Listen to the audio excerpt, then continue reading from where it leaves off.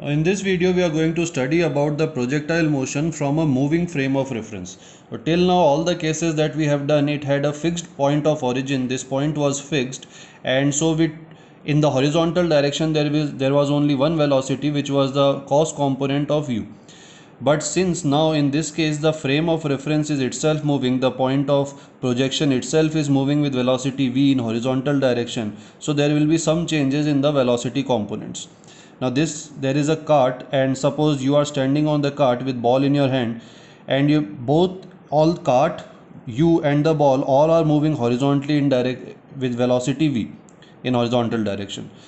Plus you also throw the ball at an angle alpha with horizontal with velocity u. So now after the projection, the ball will have two velocities. It in horizontal direction it will have u cos alpha as well as v. So that means in horizontal direction the total velocity becomes u cos alpha plus v.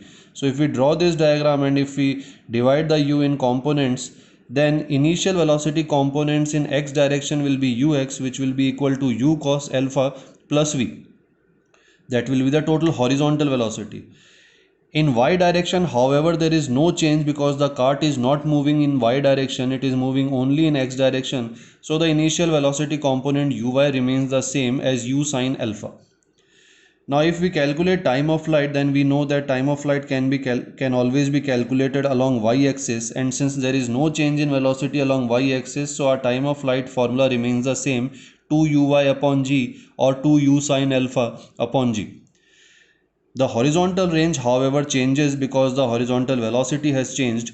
So range we always calculate as ux into time of flight, and ux is u cos alpha plus v, so we put u cos alpha plus v into time, and if we put the value of time, then we can find the horizontal range.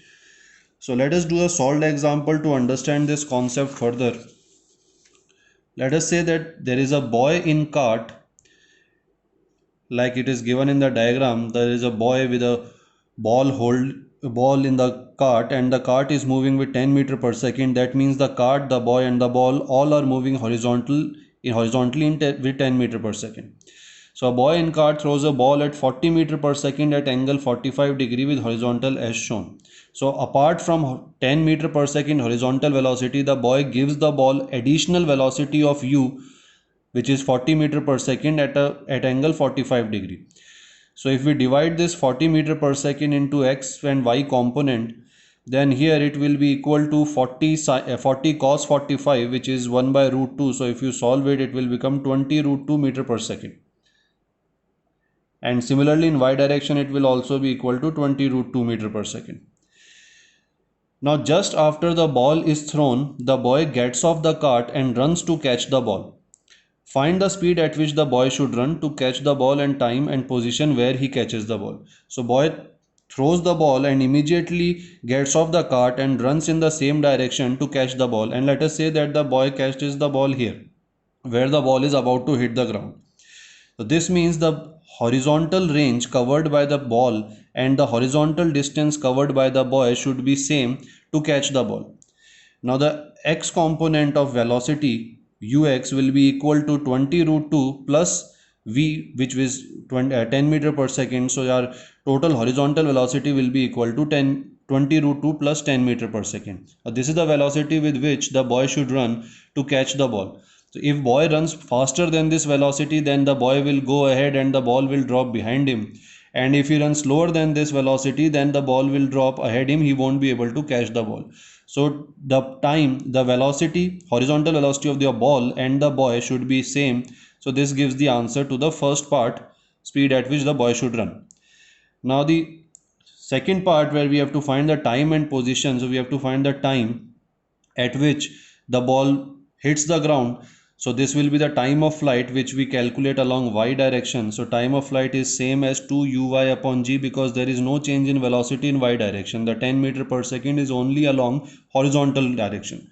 So 2uy upon g, so 2 into 20 root 2 upon 10, which will come out to be 4 root 2 second. So the time taken by the boy to catch will be 40 root 2.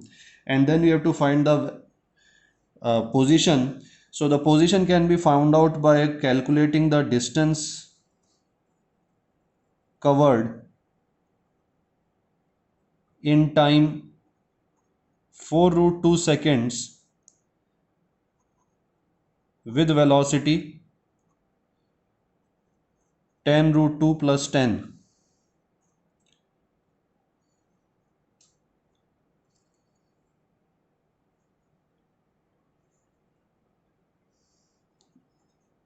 20 root 2 plus 10. So the distance covered will be equal to ux into t, which is 20 root 2 plus 10 into time, which is 4 root 2. So if you calculate this, it will come out to be 160 plus 40 root 2 seconds. This will be the answers to this question.